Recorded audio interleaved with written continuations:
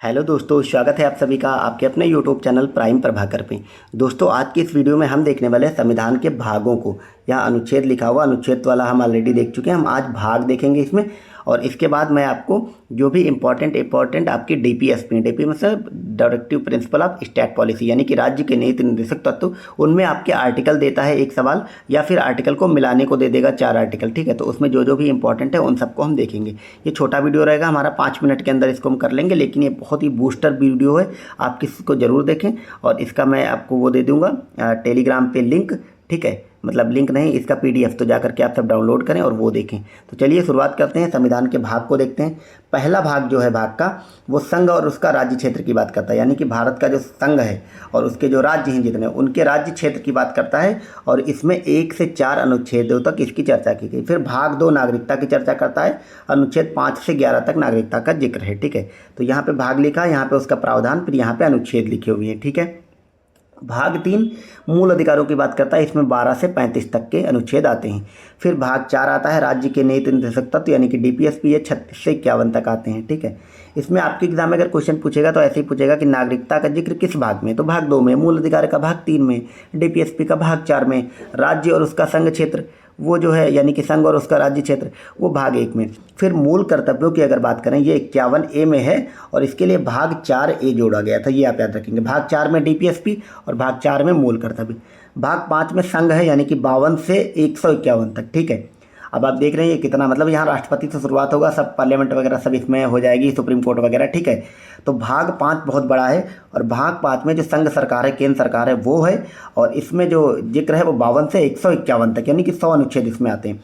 फिर भाग 6 की बात करें तो इसमें राज्य आ जाता है, जैसे कि केंद्र है 5 में और 6 में राज्य है, तो 152 से 237 अनुच्छेद तक इसमें जिक्र है। ठीक है, अगला आता है भाग 7। तो भाग 7 की बात करें तो इसमें राज्य का है, और भाग बी मतलब राज्य का जैसे भाग 6 है, उसी के तहत इसका जो पार्ट 2 है वो इसमें आता है, और इसमें मात्र एक अनुच्छेद है 238।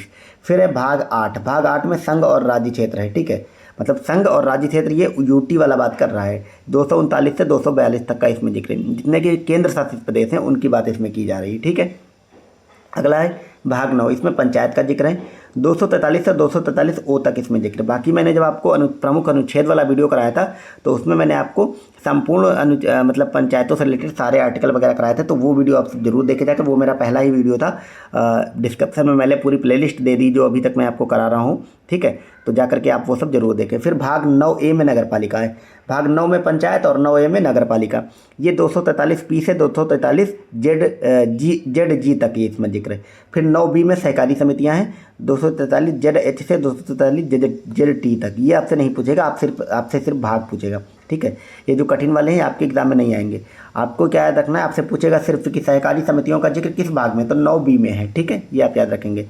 फिर आते हैं नेक्स्ट, अनुसूचित जाति एवं जनजाति क्षेत्र, ये भाग 10 में आते हैं, और ये SC ST आप याद रखेंगे, भाग 10 में आते हैं। अनुच्छेद 243 से 244A तक इसमें जिक्र है। ठीक है, अगला है भाग 11, इसमें संघ और राज्य के संबंधों की जिक्र किया गया है, यानी केंद्र और राज्य का जो संबंध है वो भाग 11 में है, 245 से 263 में इसका जिक्र है। फिर आता है भाग 12, इसमें वित्त, संपत्ति इत्यादि का उपबंध है, 264 से 300A तक। यही 300A जो है, अभी मैंने आपको बताया था पिछले वीडियो में, ये कौन सा राइट है, ये संपत्ति का अधिकार है, जो कि अब बन गया है एक तरह का लीगल राइट। फिर आता है भाग 13, ये इतना इंपॉर्टेंट नहीं है। ठीक है, ये दोनों, इसमें वाणिज्य एवं व्यापार जिक्र है 301 से 307 तक। फिर भाग 14 में संघ राज्य के अधीन सेवाएं, 308 से 323। ये जो भी हमारी यूपीएससी एग्जाम कराती है, IAS का, फिर जितने भी स्टेट के PCS के एग्जाम होते हैं वो सब इसी के तहत जिक्र आते हैं। ठीक है, भाग 14 में। फिर 14A में ट्रिब्यूनल्स आते हैं। ठीक है, ट्रिब्यूनल्स मतलब अधिकरण वगैरह जो होते हैं। ठीक है, ट्रिब्यूनल्स का जिक्र 14A में है, ये इंपॉर्टेंट है, आपसे पूछ लिया जाएगा। फिर भाग 15 बहुत इंपॉर्टेंट है, चुनाव का जिक्र है, चुनाव आयोग वगैरह इसी में आते हैं, 324 से 329A तक इसमें जिक्र है। भाग 16 में विशेष उपबंध है, 330 से 342, ये नहीं पूछा जाएगा। भाग 17 में भाग भाषा का जिक्र है, वही जो हम भाषा वगैरह बात करें, और खासकर इसमें हिंदी भाषा का मेनली जिक्र है। ठीक है, 343 से 351 तक।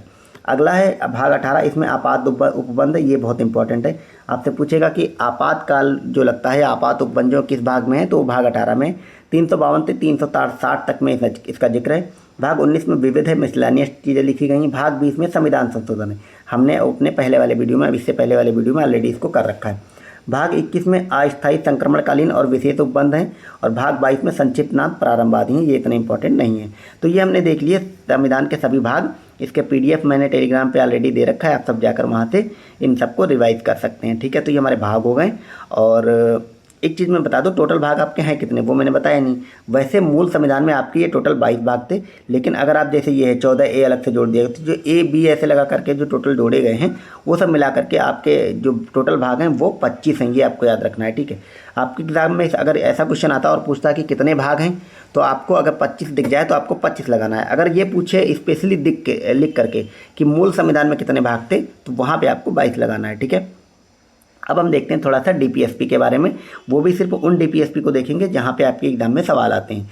तो DPSP मतलब directive principle of state policy, यानी कि राज्य के निर्देशकता। तो अभी अपने देखा, ये भाग 4 में इनका जिक्र है, और इसमें जो अनुच्छेद आता है वो आता है 36 से 51 तक। अब ये भी हमने ऊपर देखा था। एक क्वेश्चन और बनता है कि राज्य के जो नीति निर्देशक तत्व हैं ये किस राज्य से लिए गए हैं, किस समय, इसका स्रोत क्या है। तो आप सबको पता होगा वो आयरलैंड से लिए गए हैं। ठीक है, मैं आपके किसी एक अदर वीडियो में ये भी करा दूंगा सोर्सेस। ठीक है, या इसमें मैं नहीं कराऊंगा, मैंने आपको ऑलरेडी बताया है कि जैसे ही हमारे 5 नवंबर तक ये कंप्लीट 26 टॉपिक पूरे होते हैं, उसके बाद मैं आपको सिर्फ 4 वीडियो दूंगा 1-1 घंटे की, पॉलिटी, इकोनॉमी, ज्योग्राफी और हिस्ट्री की, और वो मैराथन वीडियोज रहेंगी। इन 26 वीडियो को देखने के बाद मैक्सिमम क्वेश्चन तो आपको यहीं से आएंगे। आप लोग वो मात्र 1-1 घंटे की चारों वीडियो देख लेंगे, उसमें मैं मैराथन कराऊंगा, उसमें मैं आपको ये सब करा दूंगा, स्रोत वगैरह। ठीक है, तो कहीं से किसी भी सब्जेक्ट से कुछ भी छूटेगा नहीं, आप लोग निश्चिंत रहिएगा, पूरी प्रॉपर तैयारी यहाँ से कराई जाएगी। और आपको मैं GK GS का, हिंदी का, इंग्लिश का पिक्स रिविजन करा रहा हूँ बहुत सारी चीज़ों के। तो वो पिक्स मैं टेलीग्राम पर दे देता हूँ, मैं बार बार जोर दे रहा हूँ, आप सब जाकर मेरा टेलीग्राम ज्वाइन करें। वहाँ से इतनी अच्छी तैयारी आपकी हो जाएगी कि आपके एग्जाम में कुछ भी छूटेगा नहीं वहाँ से। ठीक है, और अच्छे से आप लोग मैनेज कर पाएंगे चीज़ों को। और जैसे ही हमारी 5 की क्लास होती हैं, फिर मैं आपको मैराथन 4 दिन में दे दूंगा, और उसके बाद या उसके साथ ही मैं आपको हिंदी की क्लासेस लगा दूंगा, इंग्लिश की क्लासेस, और मात्र आपको मतलब 5 से 6 क्लासेस में हिंदी, 5 से 6 क्लासेस में इंग्लिश के कंप्लीट मैं आपको करा दूंगा। उससे बाहर आपके एग्ज़ाम में नहीं आएगा। और फिर मैं ये भी सोच रहा हूँ कि मैं आपको आपके एग्ज़ाम से पहले 10 फुल लेंथ टेस्ट कराऊंगा आपको। ठीक है, 10 फुल लेंथ मैं आपको टेस्ट कराने वाला हूँ, जिसमें हिंदी, इंग्लिश, मैथ और आपकी GK GS रहेगी। ठीक है, तो 10 फुल लेंथ टेस्ट कराऊंगा ताकि अच्छी तैयारी हो जाए आपकी। निश्चिंत रहे आप लोग, मैं आपको सब करा दूंगा। कुछ लोग कह रहे हैं कि आप धीमे करा रहे हैं, 1 दिन में 1 वीडियो दे रहे हैं, आप परेशान मत हो। मैं आपको अभी जस्ट 1-2 दिन के बाद डेली 2-2, 3-3 वीडियो ये सब देने लगूंगा, सब कवर हो जाएगा। वो सब आप मेरे पे छोड़ दें। आप देखते हैं DPSP में प्रमुख आर्टिकल को आप याद रखेंगे। भारत का जो राज्य है या जो केंद्र है या जो सरकारें हैं वो कैसी होगी। राज्य जो है वो कल्याणकारी राज्य होगा, यानी कि सब में समानता रहेगी। इसका जिक्र किस में है, तो भाग 38 में है। भाग 39 में राज्य हेतु सिद्धांत है, यानी कि जो राज्य, यहाँ पे राज्य का मतलब ये वाले राज्य नहीं, उत्तर प्रदेश, बिहार। राज्य का मतलब संपूर्ण सरकार से बात किया गया। उसमें आपकी कोर्ट्स हुई, न्यायपालिका, विधायिका, कार्यपालिका सब आती हैं। ठीक है, उस पर जो उसके लिए जो कुछ सिद्धांत लागू है अनुच्छेद 39 में। अब जो पूछा जाता है आपके एग्जाम में वो पूछा जाता है 39A से। इसमें बात किया गया है समान एवं निःशुल्क कानूनी सहायता। ठीक है, नालसा की स्थापना इसी के तहत हुई थी। ठीक है, इसमें क्या होता है, गरीब लोगों को भी निःशुल्क कानूनी सहायता दी जाए, ये 39A में दिया गया। तो नेक्स्ट है भाग 40, सॉरी भाग नहीं, अनुच्छेद 40। अनुच्छेद 40 में ग्राम पंचायतों का जिक्र है। मोस्ट इंपॉर्टेंट सवाल आपके एग्जाम में यही मेन वाले पूछे जाते हैं, बहुत डीप में नहीं पूछा जाता है। तो ग्राम पंचायतों का जिक्र जो है वो अनुच्छेद 40 में, ये इंपॉर्टेंट है, याद रखेंगे। अनुच्छेद 42 में कार्य हेतु मानवीय दशाओं की बात की गई है, और जो ये मातृत्व सहायता वगैरह दी जाती है। ठीक है, जब गर्भवती होती है कोई महिला तो उसको जो छुट्टियां वगैरह दी जाती हैं एक्स्ट्रा, वो सब इसी मैटरनिटी लीव जिसको बोलते हैं, वो इसी भाग अनुच्छेद 42 में इसका जिक्र है। ठीक है, कार्य हेतु मानवीय दशाएँ। फिर वेतन का जिक्र अनुच्छेद 43 में है, और 43A की बात करें तो उद्योग प्रबंधन में कर्मचारी भी होंगे।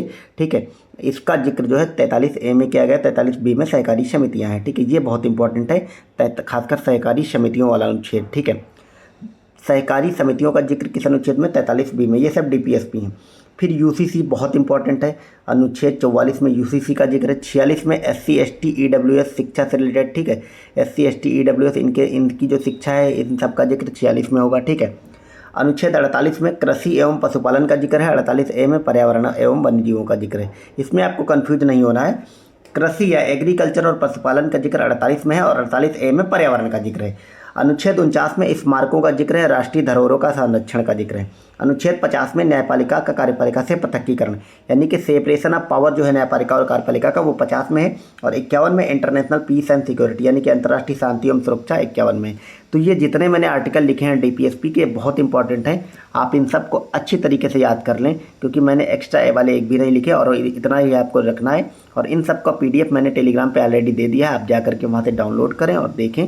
बहुत इंपॉर्टेंट क्लास है ये, एक तरह से बूस्टर क्लास थी। आपको कैसी लगी आप सब बताएं। और इसके अलावा मैं आपको टॉप 26 टॉपिक वगैरह सब करा ही रहा हूँ, बता ही दिया मैंने। मेरा टेलीग्राम ज्वाइन कर लें, आपकी कंप्लीट तैयारी वहीं से करा दी जाएगी और सारी चीज़ें मिलते रहेंगे, आप लोग उसकी टेंशन मत लें। और कुछ आपकी अगर पर्सनल क्वेरी होती है इसी एग्ज़ाम से रिलेटेड, कुछ भी कोई भी समस्या है एनी टाइप ऑफ प्रॉब्लम, तो आप मुझे इंस्टाग्राम पे फॉलो कर लें और वहाँ मुझे मैसेज करें। मैं एक एक का रिप्लाई करता हूँ, जितने लोग भी जो भी अपनी समस्या पूछते हैं, ठीक है। कुछ हो सकता है 1-2 घंटे विलम्ब होए, पर आंसर आपको मिलेगा सबको, ठीक है। तो जा करके आप वहाँ पे उस पर फॉलो कर लें, टेलीग्राम के नीचे मैंने उसका लिंक दे दिया। चलिए मिलते हैं नेक्स्ट वीडियो में। Thank you so much, bye bye.